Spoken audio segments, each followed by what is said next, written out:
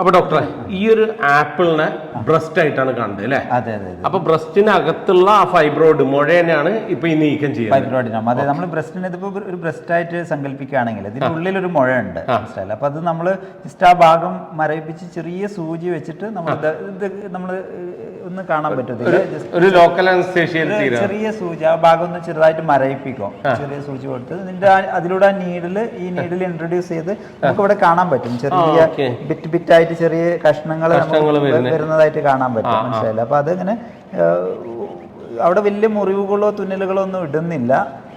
ഈ സൂചിയിലൂടെ തന്നെ ആ ഒരു 3-4 സെന്റിമീറ്റർ വലിപ്പമുള്ള മുഴ കംപ്ലീറ്റ് ആയിട്ട് ചെയ്തുകൊണ്ടിരിക്കുകയാണ്. അപ്പൊ ഇതെങ്ങനെ ഒരു പീസ് പോയി കഴിഞ്ഞാൽ എങ്ങനെ ഇത് നമ്മളെന്ന് വെച്ചാൽ ഇതൊരു ഹോളോ ട്യൂബാണ് മനസ്സിലായി. ഈ സൂചി നമ്മൾ പുറത്ത് സൂചിയായിട്ട് കാണുന്നുണ്ടെങ്കിൽ ഇതൊരു ഹോളോ ട്യൂബാണ്, നമുക്ക് കാണാൻ പറ്റും. ഇതില് ഈ ചെറിയ ഭാഗം ഉണ്ടല്ലോ, ഇതിലാണ് നമ്മള് ടിഷ്യൂ വരുന്നത് മനസ്സിലായില്ലേ. നമ്മളെ ഈ മുഴ ഒരു സാമ്പിള് ഉള്ളിലോട്ട് വലിച്ചു കഴിഞ്ഞാൽ ഈ ബാക്കി മുഴ ഇതിനുള്ളിൽ അപ്പൊ അതോടുകൂടി ആ ഒരു ഹോൾ മുഴ ഒരു 3-4 സെക്ഷനോട് കൂടി ആ ഹോൾ മുഴ കംപ്ലീറ്റ് വലിച്ചെടുക്കും. നമ്മള് അതുകൊണ്ട് തന്നെ നമുക്ക് എന്താ വെച്ചാൽ ഇത് നമ്മള് വലിയ മുറിവുകൾ ഉണ്ടാക്കുന്നില്ല.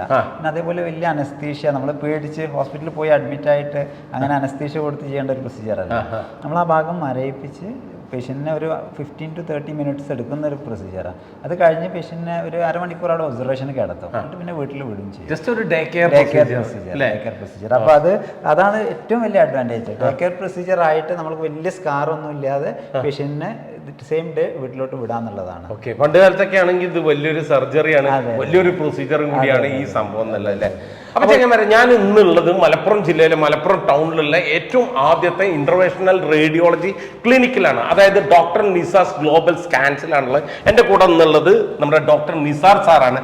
നിസാർ സാർ വളരെ വ്യക്തമായിട്ട് ഇന്ന് നമ്മുടെ സ്ത്രീകൾ അനുഭവിച്ചുകൊണ്ടിരിക്കുന്നത്, ഏകദേശം നമ്മുടെ സ്ത്രീകളിലെ 60% സ്ത്രീകളിൽ കണ്ടുവരുന്ന ഒരു കോമൺ ആയിട്ടുള്ള ഒരു രോഗമാണ് ബ്രസ്റ്റിലെ മുഴ. ഈ ഒരു മുഴ കാണുമ്പോൾ തന്നെ വളരെയധികം ബേജാറും പാനിക്കും. അതും പറഞ്ഞ് നിസ്സാരമാക്കി വിടാനും പാടില്ല. കാണുന്ന എല്ലാ മുഴകളും ക്യാൻസർ അല്ല, പക്ഷെ എല്ലാ മുഴകളും ക്യാൻസർ അല്ല എന്ന് പറഞ്ഞ് നിസ്സാരമായിട്ട് തള്ളിക്കളയാനും പറ്റില്ല. പക്ഷെ ഈ ഒരു അസുഖത്തിന് വളരെ സിമ്പിൾ ആയിട്ടും അതേപോലെ തന്നെ ഓപ്പറേഷനും ഒന്നും കൂടാതെ ഒരു ഡേ കെയർ പ്രൊസീജിയർ ആയിട്ട് നമ്മുടെ നിസാർ സാറ് ഇവിടെ ചെയ്തു വരുന്നുണ്ട്. സാറേ, അപ്പൊ നമ്മൾ ഈ ഒരു ആപ്പിളിനെ ബ്രസ്റ്റായി കണ്ട് അതിനുള്ളിലുള്ള ഫൈബ്രോയിഡ് മുഴ നീക്കം ചെയ്യുന്ന ഒരു പരിപാടിയാണ് ഇപ്പൊ കണ്ടിട്ടുള്ളത്. ഈ കാണുന്ന മുഴകളെല്ലാം ക്യാൻസർ അല്ല എന്ന് പറയുന്നു, പക്ഷെ ഈ ബ്രസ്റ്റിൽ വരുന്ന ഈ മുഴ അത് എന്താണ് സംഭവം സാർ? യൂഷ്വലി ഈ ഹോർമോണൽ ചേഞ്ച് ഇപ്പോൾ റീപ്രൊഡക്റ്റീവ് ഏജ് ഗ്രൂപ്പ് നമ്മളൊരു 18 to 35 ഇയേഴ്സ് ആ ഒരു ഏജ് ഗ്രൂപ്പിലാണ് നമ്മൾ സാധാരണ ഈ ടൈപ്പ് മുഴകൾ, ക്യാൻസർ അല്ലാത്ത മുഴകൾ, ഫൈബ്രോ അഡിനോമ എന്ന് പറഞ്ഞിട്ടുള്ള ഈ ഒരു മുഴകൾ കണ്ടുവരുന്നത്. ഇത് നമ്മുടെ ബോഡിയിൽ ഉണ്ടാകുന്ന ഹോർമോണൽ ചേഞ്ചസ്, ഇപ്പോൾ ഈസ്ട്രോജൻ എന്നൊക്കെ പറഞ്ഞിട്ടുള്ള ഹോർമോൺസ് ഉണ്ടല്ലോ, പ്രൊജസ്ട്രോൺ എന്നൊക്കെ പറഞ്ഞിട്ടുള്ള ഹോർമോണൽ ചേഞ്ചസ് കാരണം ഈ ബ്രസ്റ്റ് ടിഷ്യൂവിൽ ഉണ്ടാകുന്ന അത് കാരണം വരുന്ന മുഴകളാണ്. അപ്പോൾ ഇത് എല്ലാം ഇങ്ങനത്തെ മുഴകൾ പ്രശ്നം ഉണ്ടാക്കുന്ന ക്യാൻസർ ഗണത്തിൽ വരുന്നതല്ല. അപ്പോൾ നമ്മൾ ആദ്യം ഒരു ഈ ഏജ് ഗ്രൂപ്പിലുള്ള ഒരു 18 അല്ലെങ്കിൽ ഒരു 15 to 40 അല്ലെങ്കിൽ 15 to 50 ആ ഒരു ഏജ് ഗ്രൂപ്പിലുള്ള ഒരു പേഷ്യൻ്റ് ഒരു മുഴയായിട്ട് വരികയാണെങ്കിൽ നമ്മൾ ആദ്യം ഒരു സ്കാനിങ് ചെയ്യാം. ഒരു അൾട്രാസൗണ്ട് സ്കാനോ അല്ലെങ്കിൽ മാമോഗ്രാം ഏജ് അനുസരിച്ച് ആ ഒരു ഇനിഷ്യൽ സ്കാനിങ്ങിന് വിടും. അപ്പോൾ ആ സ്കാനിങ്ങിൽ നമ്മൾ നോക്കും ഇതിൻ്റെ ഫീച്ചേഴ്സ് ഒക്കെ വെച്ച് ഇത് ഏത് ഗണത്തിൽ വരുന്നതാണ്. അപ്പോൾ അതിന് കറക്റ്റ് റിപ്പോർട്ടിംഗ് സിസ്റ്റം ഉണ്ട്. ക്യാൻസർ ആണെങ്കിൽ ഇന്ന ഇത് വരും, ക്യാൻസർ അല്ലെങ്കിൽ. അപ്പോൾ അത് വെച്ച് നമുക്ക് ക്യാൻസർ അല്ല എന്ന് ഉറപ്പ് വരുത്തുന്ന മുഴകളാണ് ഫൈബ്രോ അഡിനോമ എന്ന ഗണത്തിൽ വരുന്നത്, അല്ലെങ്കിൽ സിസ്റ്റ് എന്ന ഗണത്തിൽ വരുന്നതാണ്. അങ്ങനെയുള്ള മുഴകൾക്കുള്ള ട്രീറ്റ്മെൻ്റ് ആണ് ഈ ഒരു പറഞ്ഞിട്ടുള്ള ഈ ചെറിയ സൂചി വെച്ച് ഓപ്പറേഷൻ ഇല്ലാതെ കംപ്ലീറ്റ്ലി നമുക്ക് ആ മുഴ ലോക്കൽ അനസ്തേഷ്യ കൊടുത്ത് എടുത്ത് കളയാൻ പറ്റും. ഇത് ക്യാൻസർ ഗണത്തിൽ വരുന്ന സംശയകരമായിട്ടുള്ള മുഴകളാണെങ്കിൽ നമ്മളത് കുത്തിപ്പരിശോധന നടത്തും, FNAC ചെയ്ത് ഉറപ്പിക്കും, അല്ലെങ്കിൽ ബയോപ്സി ചെയ്ത് ഉറപ്പിക്കും. ആ ബയോപ്സിയിൽ അത് ബുദ്ധിമുട്ടുള്ളതാണ്, ക്യാൻസർ ആണെന്നുണ്ടെങ്കിൽ അത് നമ്മൾ സർജിക്കലി റിമൂവ് ചെയ്യുക, സർജറി ചെയ്ത് തന്നെ റിമൂവ് ചെയ്യും. ഇനി ബയോപ്സിയിൽ അത് പ്രശ്നമില്ലാത്ത മുഴകളാണെങ്കിൽ അതും ഇതേപോലെ ഈ ചെറിയ സർജറി ഇല്ലാതെ റിമൂവ് ചെയ്യാവുന്നതാണ്. ഡോക്ടർ, ഈ ഒരു പ്രൊസീജിയറിന് പറയുന്ന പേരെന്താണ്? ഇത് വാപ്പ് എന്ന് പറയും, vacuum assisted breast biopsy. Simple ആയിട്ട്. അപ്പോൾ ഡോക്ടർ, ഈ ഒരു ട്രീറ്റ്മെന്റ് ഒക്കെ വരുന്നതിന് മുമ്പ് മുൻകാലങ്ങളിൽ ഇതുപോലുള്ള മുഴകളെ എങ്ങനെയാണ് നീക്കം ചെയ്തിട്ടുണ്ടായിരുന്നത്? ഇത് ബേസിക്കലി ബ്രസ്റ്റിൽ ഞാൻ പറഞ്ഞില്ലേ, ഇത് പ്രശ്നമില്ലാത്ത ടൈപ്പ് മുഴകളാണ്. ഇത് നല്ലൊരു ശതമാനം നമ്മൾ ഫോളോ ഫോളോ അപ്പ് ചെയ്യുക. ചെറിയ മുഴകളാണ്, വലിയ പ്രശ്നങ്ങളൊന്നുമില്ല, സിംറ്റംസ് ഇല്ലെങ്കിൽ നമ്മൾ പേഷ്യൻ്റ് ഒരു ഇയർലി അല്ലെങ്കിൽ 2 വർഷമൊക്കെ കൂടുമ്പോൾ നമ്മൾ സ്കാൻ ചെയ്ത് അത് വളർച്ച വരുന്നുണ്ടോ കാര്യങ്ങളൊക്കെ നോക്കി പോവുക ചെയ്യുക. ഇത് നമ്മൾ ഈ ഫോളോ അപ്പ് ചെയ്യുന്ന ആൾക്കാരിൽ ഇത് വളർച്ച വരുന്നുണ്ട്, അതല്ലെങ്കിൽ സിംറ്റംസ് പേഷ്യൻറ്റിന് ആ ബ്രസ്റ്റിൽ ഭയങ്കര പെയിന് അല്ലെങ്കിൽ ആ തടിപ്പ് ഒരു ബുദ്ധിമുട്ടായി തോന്നുക, ഒരു നമുക്ക് ഒരു മെൻ്റലി ഒരു തടിപ്പുള്ളതിന് കാരണമുള്ള അസ്വസ്ഥതകൾ ഇതൊക്കെ ഉണ്ടെങ്കിൽ നമ്മൾ നേരത്തെ ഉണ്ടായിരുന്നത് സർജിക്കലി റിമൂവ് ചെയ്യാന്നുള്ളൊരു ഓപ്ഷൻ ഉണ്ടായിരുന്നു. അപ്പോൾ അത് നമ്മൾ നേരത്തെ പോലെ ആ ഭാഗം അനസ്തീഷ്യ കൊടുത്ത് ഒരു മുറിവുണ്ടാക്കി ആ മുഴ എടുത്ത് കളയുക ചെയ്യാം. ഓക്കെ. അപ്പോൾ എല്ലാ മുഴകൾക്കും ഈ ഒരു പ്രൊസീജിയർ ചെയ്യണം നിർബന്ധമില്ല? ഇല്ല. ഇത് ഇപ്പോൾ നമുക്ക് ഈ ഒരു ഓപ്ഷൻ വന്നതോടുകൂടി നമുക്ക് ആ സർജറി ഒഴിവാക്കി നമുക്ക് സ്കാർ ഒന്നും ഇല്ലാതെ അത് എടുത്ത് കളയാന്നുള്ള ഒരു ഓപ്ഷൻ വന്നു. ഞാൻ പൊതുവെ പറഞ്ഞു കേട്ടിട്ടുണ്ട് പെയിനുള്ള മുഴകളിലേക്ക് കുഴലുകൾ കടന്നു പോകുന്നുണ്ട്. പെയിൻ ഇല്ലാത്ത മുഴ എന്ന് പറഞ്ഞാൽ അത് ക്യാൻസർ ആയിരിക്കും, പെയിൻ ഉണ്ടെങ്കിൽ പേടിക്കാനില്ല എന്ന് പറഞ്ഞിട്ടുണ്ട്. അത് എത്രത്തോളം യാഥാർത്ഥ്യമാണ്? ഇല്ല, അങ്ങനെ ഒരു സെനാരിയോ ഇല്ല. ക്യാൻസർ ആണെങ്കിലും ക്യാൻസർ ഉള്ള മുഴകൾക്ക് വേദന ഉണ്ടാകാം, ക്യാൻസർ അല്ലാത്ത മുഴകൾക്കും വേദന ഉണ്ടാവാം, മനസ്സിലായില്ല. അപ്പോൾ അതൊരു ലംബ് കണ്ടു കഴിഞ്ഞാൽ നമ്മളൊരു എപ്പോഴും പറയുന്ന ഒരു ലംബ് കണ്ടു കഴിഞ്ഞാൽ അത് വേദന ഉണ്ടോ ഇല്ലയോ നോക്കേണ്ട ആവശ്യമില്ല. അത് ഡയറക്റ്റ് സ്പെഷ്യലിസ്റ്റിനെ കാണിക്കുക, അതിൻ്റെ സ്കാനിങ് അടുത്ത പടിയായിട്ട് പോവുക. അതല്ലാതെ വേദന ഇല്ല എന്ന് വെച്ചിട്ട് അത് ക്യാൻസർ ആണ്, അതല്ലെങ്കിൽ വേദന ഉണ്ടെന്ന് വെച്ചിട്ട് ക്യാൻസർ അല്ല, ആ ഒരു സെനാരിയോ ഒന്നും ഇപ്പോൾ ഇല്ല. ചെക്ക് ചെയ്യാന്നുള്ളതാണ്. അപ്പോൾ ഡോക്ടർ, നമ്മുടെ ഡോക്ടർ നിസാസ് ഗ്ലോബൽ സ്കാൻസിൽ വേറെ എന്തൊക്കെയാണ് ഇവിടെ ചെയ്യുന്നത്? നമുക്ക് ഇൻ്റർവെൻഷൻ റേഡിയോളജി, നമ്മൾ കേരളത്തിൽ തന്നെ one of the first intervention radiology ക്ലിനിക്കാണ്. നമ്മൾ ഇൻ്റർവെൻഷൻ റേഡിയോളജി എന്ന് പറഞ്ഞാൽ ആൾക്കാർക്ക് മനസ്സിലാവുണ്ടാവില്ല. അതായത് നമുക്ക് ഓപ്പറേഷൻ കൂടാതെയുള്ള കുറേ ചികിത്സകൾ, അതായത് ഇപ്പം നമുക്ക് തൈറോയിഡിനുള്ള മുഴകൾ, അത് നമുക്ക് ചെറിയ മുഴകളൊക്കെ ആണെങ്കിൽ നമ്മളത് കരിച്ചു കളയാം, അബ്ലേഷൻ നമ്മൾ കേട്ടിട്ടുണ്ടാവും. അതേപോലെ വലിയ മുഴകൾ, കഴുത്തിലോട്ട് ഇറങ്ങുന്ന വലിയ മുഴകൾ ഉണ്ടാവും, നമ്മൾ കാണാം, നമ്മൾ പ്രായമായ ആൾക്കാർ, അവർക്ക് അത് എംബോളൈസേഷൻ, നമ്മൾ ഞരമ്പിലൂടെ പോയിട്ട് അതിനെ ബ്ലോക്ക് ചെയ്ത് ചുരുക്കാൻ പറ്റും, അത് ചുരുങ്ങി നോർമലായി വരും, മനസ്സിലായല്ലോ. അതേപോലെ നമുക്ക് വെരിക്കോസ് വെയിൻ നമുക്ക് അറിയാൻ പറ്റും, ലേറ്റസ്റ്റ് ചികിത്സകളായിട്ടുള്ള ഈ ഗ്ലൂ, വിനാസിൽ ഗ്ലൂ, അതേപോലെ ലേസർ ട്രീറ്റ്മെന്റ്, ഇതെല്ലാം. പിന്നെ ഫൈബ്രോയിഡ്, ഗർഭാശയ മുഴകൾക്ക് യൂട്രസ് എടുത്ത് കളയാതുള്ള ചികിത്സ, എംബോളൈസേഷൻസ്, പിന്നെ അതേപോലെ ബാക്കി കുറേ പ്രൊസീജിയേഴ്സ്, നമ്മൾ കാലിലെ ബ്ലോക്ക്, തലയുടെ ബ്ലോക്ക്, ഇതെല്ലാം നീക്കുന്ന ആൻജിയോപ്ലാസ്റ്റി, ഇതെല്ലാ പ്രൊസീജിയേഴ്സും നമുക്ക് സർവീസസും നമ്മളെ ഇൻ്റർവെൻഷൻ റേഡിയോളജി ക്ലിനിക്കിൻ്റെ അണ്ടറിൽ അവൈലബിൾ ആണ്. നമ്മളെ ഈ മലപ്പുറത്തെ ഈ ഒരു ഫെസിലിറ്റി ഉള്ള ഒരു ഐസൊലേറ്റഡ് സെൻറ്റർ എന്നുള്ള രീതിയിൽ നമ്മളെ സെൻ്ററാണ് ഫസ്റ്റ് ആയിട്ട് വരുന്നത്. നമുക്ക് അത് കൂടാതെ നമുക്ക് വേറെ ഫെസിലിറ്റീസ്, ഏറ്റവും അഡ്വാൻസ്ഡ് ആയിട്ടുള്ള കാർഡിയാക് CT പോലെയുള്ള ബാക്കി എല്ലാ ഫെസിലിറ്റീസും നമ്മളെ ഈ സെൻറ്ററിൽ അവൈലബിൾ ആണ്. ഓക്കെ. ഇതാണ് നമ്മുടെ CT, ഞാൻ പറഞ്ഞില്ലേ കാർഡിയാക് CT എന്ന് പറഞ്ഞാൽ ആ മെഷീനാണ് ഇത് വരുന്നത്. ഇത് കാണുമ്പോൾ വേറെ വ്യത്യാസമൊന്നുമില്ല, സാധാ CT. ഈ സാധാ CT സ്കാനും കാർഡിയാക് CT സ്കാനും ആയിട്ടുള്ള വ്യത്യാസം എന്താണ്? നമ്മൾ കാണുമ്പോൾ എല്ലാ മെഷീനും ഒരേപോലെ തോന്നുക, പക്ഷെ ഇതിന്റെ ഫീച്ചേഴ്സ് ഉണ്ടല്ലോ, ഇതിന്റെ ഓരോരോ ഫെസിലിറ്റീസ് ഉണ്ട്, ഇതിന്റെ ഹാർഡ്വെയർ സൈഡ്, അത് എല്ലാ മെഷീനിലും നമുക്ക് കാർഡിയാക് CT എടുക്കാൻ പറ്റില്ല. ഈ മെഷീൻ അത് എക്വിപ്ഡ് ആയിട്ടുള്ള മെഷീനാണ്. സംഗതിയൊക്കെ നടക്കുമ്പോൾ അതിന്റെ കൂടെ കാർഡിയാക് നമുക്ക് ഹെഡ് ടു ഫുട്ട് എല്ലാ സ്കാനും എടുക്കുക, അതിന്റെ കൂടെ തന്നെ CT ആൻജിയോഗ്രാം, നമ്മൾ ഇപ്പോൾ ഹാർട്ടിന്റെ ആൻജിയോഗ്രാം ഒക്കെ ഇതിൽ എടുക്കാൻ പറ്റും. അപ്പൊ ബ്ലോക്ക് കാര്യങ്ങളൊക്കെ ഇതിൽ അറിയാൻ കഴിയും. എല്ലാം അറിയാം. അപ്പൊ ആൻജിയോഗ്രാമിന്റെ ആവശ്യമില്ല.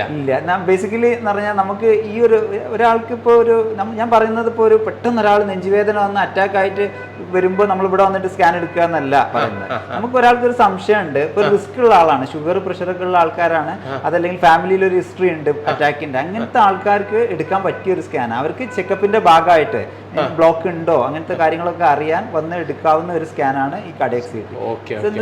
ഏറ്റവും ഗുണം എന്താണെന്ന് വെച്ച് കഴിഞ്ഞാൽ നമ്മൾ സാധാരണ തലന്റെ സ്കാനോ ബാക്കി ഏത് ഭാഗത്തിന്റെ സ്കാൻ എടുക്കുന്ന പോലെ ചെറിയ ഇഞ്ചക്ഷൻ വെച്ച് മരുന്ന് കൊടുത്ത് ഒരു സ്കാൻ എടുത്ത് പുറത്തിറങ്ങാം. അതിൽ നമുക്ക് ആക്യുറേറ്റ് ആയിട്ട് അറിയാൻ പറ്റും ബ്ലോക്ക് ഉണ്ടോ ഇല്ല. അപ്പൊ ശരിക്കും മലപ്പുറം ജില്ലയിൽ കാർഡിയാക് CT സ്കാൻ ഉള്ളത് ഒരേ ഒരു സെന്റർ നമ്മുടെ സെന്ററാണ്. മലപ്പുറം ജില്ലയിലെ ആദ്യത്തതും ഏക കാർഡിയാക് CT ഫെസിലിറ്റി ഉള്ള സെന്റർ നമ്മുടെ സെന്ററാണ്. Okay sir, okay, thank you. ഇതാണ് നമ്മുടെ ഡെക്സാ സ്കാൻ. ഡെക്സാ സ്കാൻ എന്ന് പറഞ്ഞാൽ നമ്മളെ അധികം ആൾക്കാർ കേട്ടിട്ടുണ്ടാവില്ല, പക്ഷേ നമ്മൾ മലപ്പുറം ജില്ലയിലെ ആദ്യത്തെ ഡെക്സാ സ്കാൻ മെഷീനാണിത്. ബേസിക്കലി ഇത് എന്താന്ന് വെച്ച് കഴിഞ്ഞാൽ നമ്മുടെ ബോഡിയിലെ ഫിറ്റ്നസ്, നമുക്ക് ബോഡിയിൽ എത്ര മസിൽ സ്ട്രെങ്ത് എത്ര ഉണ്ട്, ഫാറ്റ് പെർസെന്റേജ് എത്ര ഉണ്ട്, ബോൺ സ്ട്രെങ്ത് എത്ര ഉണ്ട്, ഇതൊക്കെ സെപ്പറേറ്റ് ചെയ്ത് അറിയാനുള്ള ഏറ്റവും ആക്യുറേറ്റ് ആയിട്ടുള്ള ഒരു മൊഡാലിറ്റിയാണ് ഡെക്സാ സ്കാൻ. ഇതാണ് നമുക്ക് ബേസിക്കലി യങ്സ്റ്റേഴ്സിന് അവർ ജിമ്മിലൊക്കെ പോയി വർക്കൗട്ട് ചെയ്യുന്നതിന് മുന്നേ ഒരു ബേസിക് ഡെക്സാ സ്കാൻ എടുത്തു കഴിഞ്ഞ് ഒരു 3 months കഴിഞ്ഞ് ഒന്ന് റിപ്പീറ്റ് ചെയ്ത് കഴിഞ്ഞാൽ അവർക്ക് അറിയാൻ പറ്റും എത്രത്തോളം ബോഡി ഫാറ്റ് അവർ കുറച്ചു, മസിൽ എത്രത്തോളം കൂടി, ഈ കാര്യങ്ങളൊക്കെ. അതേപോലെ പ്രായമായ ആൾക്കാരിൽ ഇത് ഏറ്റവും ഒരു ഉപയോഗമുള്ള ഒരു മൊഡാലിറ്റിയാണ്. ബേസിക്കലി എന്താ വെച്ച് കഴിഞ്ഞാൽ അവർക്ക് ഈ ബോൺ വീക്കായിരിക്കുമല്ലോ, എല്ല് വീക്കായിരിക്കും. ആ ബോൺ എത്രത്തോളം വീക്കാണ്, ഇത് നമ്മൾ ഫ്രാക്ചർ റിസ്ക് ഉണ്ടോ, ഇത് നമ്മൾ മെഡിക്കേഷൻസ് തുടങ്ങണോ, കാര്യങ്ങളൊക്കെ അറിയാൻ പറ്റുന്ന ഒരു സ്കാനാണ് ഇത്. മോനിക്കപ്പം നമ്മൾ ഈ പേഷ്യന്റ് നമ്മളിപ്പോൾ ഡെക്സ കഴിഞ്ഞു, ഹോൾ ബോഡി ഡെക്സ ഒരു 5 to 10 minutes കൊണ്ട് കഴിഞ്ഞു. അപ്പൊ അതിന്റെ റിപ്പോർട്ടാണ് നമ്മൾ ഈ കാണുന്നത്. നമുക്ക് ആ പേഷ്യന്റിന്റെ ബോഡി ബോൺ സ്ട്രെങ്ത് ഒരു സൈഡിലും ബോണ്ട് മൊത്തം ഡെൻസിറ്റി ഒരു സൈഡിലും, അവരെ ബാക്കി സോഫ്റ്റ് ടിഷ്യൂ എത്രത്തോളം ഫാറ്റ് എത്ര ഉണ്ട് എന്നുള്ള ഒരു സൈഡിലുമായിട്ട് വന്നു.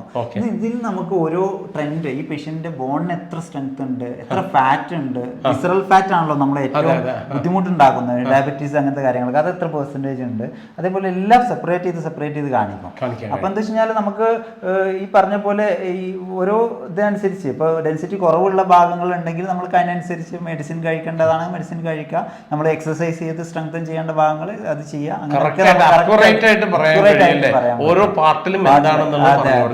മലപ്പുറം ജില്ലയിൽ ഇത്രയേറെ സൂപ്പർ സ്പെഷ്യാലിറ്റി ഹോസ്പിറ്റലുകൾ ഉണ്ടെങ്കിലും ഡെക്സാ സ്കാൻ മലപ്പുറത്ത് നമുക്ക് മാത്രമുള്ള ഒരു ഫെസിലിറ്റിയാണ്.